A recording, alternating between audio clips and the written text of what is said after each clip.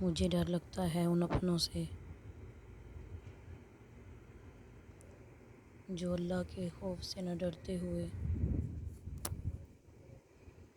ہمارے مقابلے کھڑے ہو جاتے ہیں۔ یہ نہیں سوچتے جو رب ہماری دعاؤں سے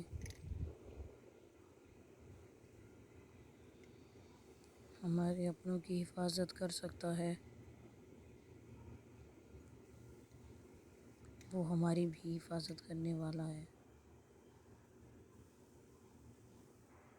چاہے سامنے دشمن ہو یا پھر اپنے۔ جھوٹ کہتے ہیں لوگ، اپنے تو اپنے ہوتے ہیں۔ اللہ اور اللہ کے رسول کے سوا کوئی اپنا نہیں ہوتا۔